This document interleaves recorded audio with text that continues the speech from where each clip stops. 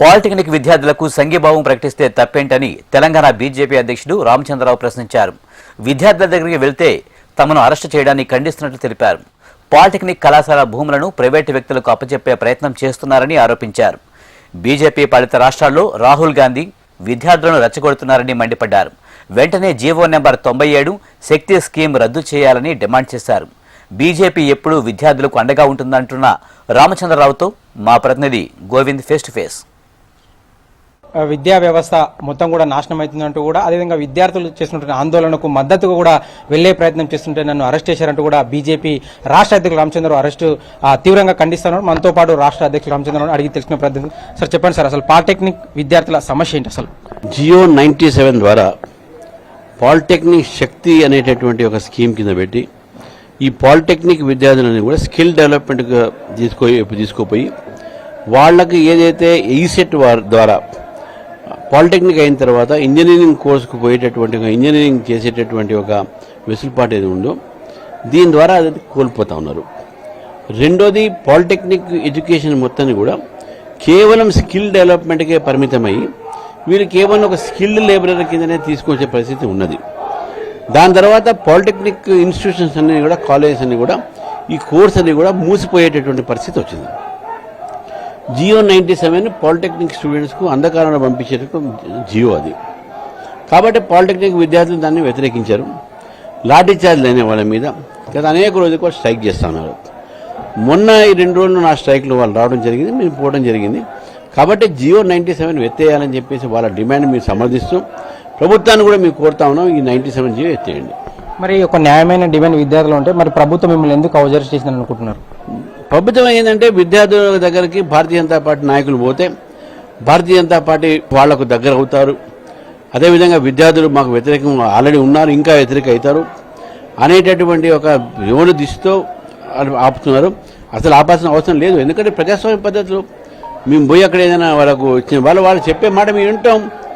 ఆ మాట విన్నది మేము ప్రభుత్వం చెప్తాం. ఒక వారధిగా మేము పనిచేయాలని చెప్పి ప్రభుత్వానికి విద్యార్థుల మధ్య చూస్తే ఈ రకమైనటువంటి ఒక ఏదైతే ఆపడం అయితే అయింది, ఇది అడ్డుకోవటం అంటే అయింది, అరెస్ట్ చేయడం అయింది, నాకైతే అర్థం కావట్లేదు. విద్యార్థుల సమస్యను ప్రభుత్వం విన్నది కాబట్టి హైపవర్ కమిటీ కూడా వేసాం.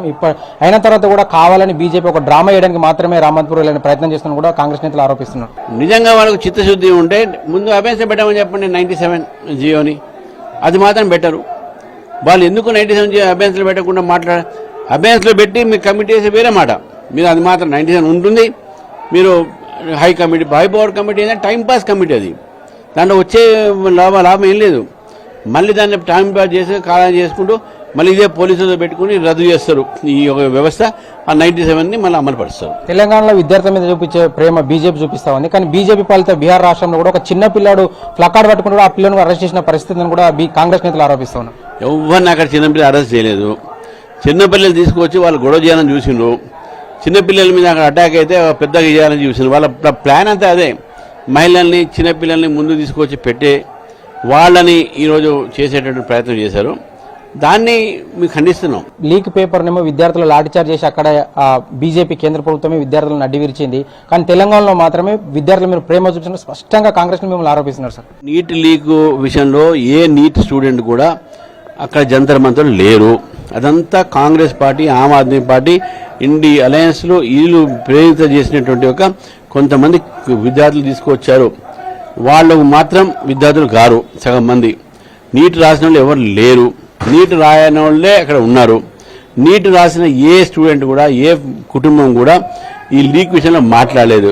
వీళ్ళందరూ ఏంటంటే ఒక ఇష్యూని తీసుకుని మా మీదకి వచ్చే ప్రయత్నం చేస్తున్నారు. పాలిటెక్నిక్ ఉన్నటువంటి ప్రభుత్వ భూములు అంటే ఖాళీ సంబంధ భూములు, వేల కోట్ల భూములు విలువ చేసి ఉన్నాయి. వాటన్నిటిని కూడా ప్రభుత్వం ప్రైవేట్ వ్యక్తులుగా లేదంటే వాళ్ళే మింగేసే ప్రయత్నం ఆరోపణ చేశారు. మరి దీని మీద ఏమైనా ఆధారం ఉంటే నెక్స్ట్ ఏం చేయబోతున్నారు సార్ ఒకవేళ అట్లా జరిగితే?